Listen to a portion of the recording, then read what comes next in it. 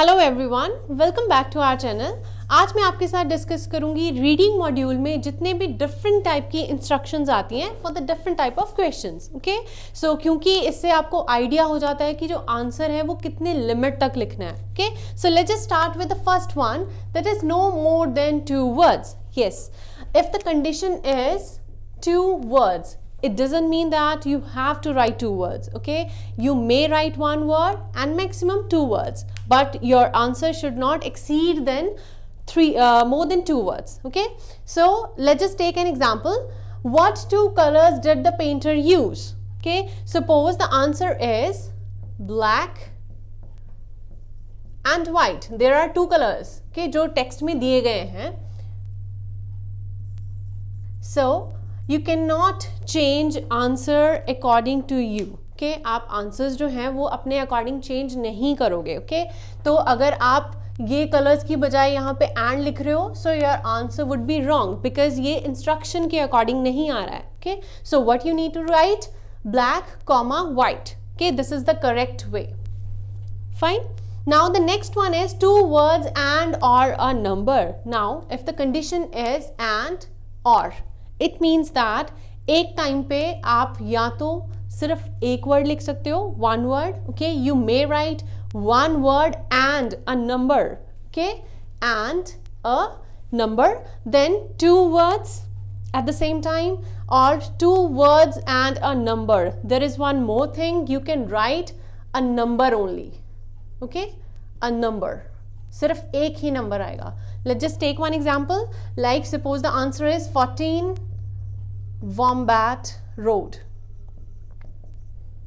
Okay, so ये जो answer है उसमें 1 वर्ड भी आ रहा है, राइट, एंड 1 नंबर भी आ रहा है एंड 2 वर्ड्स भी आ रहे हैं. ओके, तो आपका आंसर जो है वो करेक्ट हो. ओके, सो नेक्स्ट जो इंस्ट्रक्शन है वो है NB.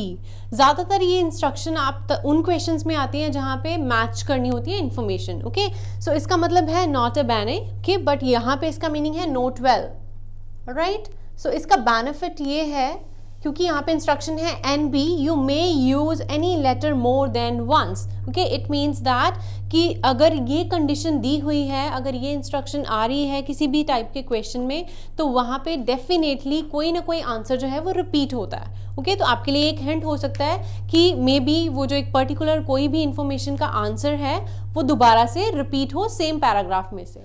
Okay, so next instruction is write true, false and not given.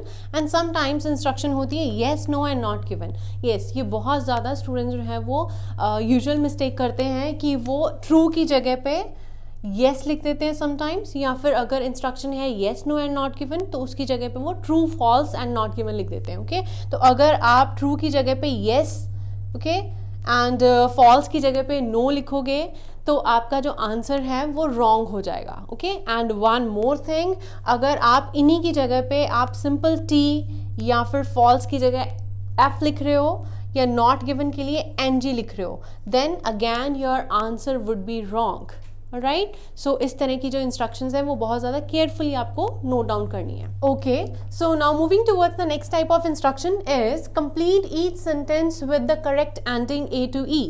अब इस तरह की भी कंडीशन जो हैं वो आपको आएंगी यूजुअली हेडिंग्स में या फिर मैचिंग इन्फॉर्मेशन या मैचिंग स्टेटमेंट्स में. ओके, तो वहाँ पे आपको 2 तरह की कुछ स्टेटमेंट्स दी होंगी एंड आपको फाइंड आउट करके पैराग्राफ में से या फिर कुछ ऑप्शंस में से फाइंड आउट करके आपको आंसर्स जो हैं वो A to E मतलब लिखने हैं ऑप्शंस में.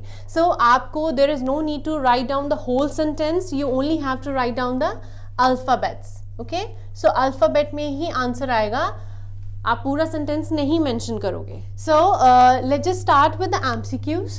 सो ये जो नेक्स्ट टाइप की है, there are 4 types of MCQs. Okay, first one is the standard multiple choice question, 1 answer. Okay, it means that you will get 1 statement and you will have some options and you have to encircle 1. Okay, आपके पास कोई एक question होगा, suppose this is the statement and you will get some options. Okay, so we have these options and you have to encircle only one option for 1 mark. Okay, so next type of instruction is multiple answers for 1 mark each. Okay, अब यहाँ पे जो question आएगा वो आपको एक single question होगा, पर आपको आंसर्स जो हैं वो 2 देने हैं. Okay, suppose the question is, I'm going to write down here, suppose the question number is 21 and 22. Okay, so choose 2 letters A to E and there is one statement and you have some options A, B, C, D and E. अब according to the instruction you have to choose 2 letters. Okay, आपको question number 21 and 22 के लिए 2 options जो है वो select करनी है. Suppose the answer is A and the second one is E. Okay, so answer आप किस तरह से लिखोगे अपनी आंसर शीट पे? 21 का जो आंसर है वो है A and 22 is E. Okay, and you can write this answer in either order. Okay, चाहे तो E पहले आ जाए या फिर A पहले आ जाए. Okay, now the next one is global multiple choice for 1 answer. Okay, as it is clear from this word global का मतलब होता है कि जब भी आपके पास क्वेश्चन आएगा related to the passage, title of the passage, okay, आपको पूछा जाएगा कि ये पूरे पैसेज में क्या चीज़ को एक्सप्लेन किया गया है. ओके, सेम आपके पास एक कोई स्टेटमेंट होगी एंड आपके पास 4 या 5 ऑप्शंस होंगे जिसमें से आपको सिर्फ एक सर्कल करना है फॉर 1 मार्क. ओके, सिर्फ एक ही आंसर आएगा. So this is all about today's video. I hope ये आपको वीडियो पसंद आया होगा. Please like and share this video and please subscribe our channel. Thank you.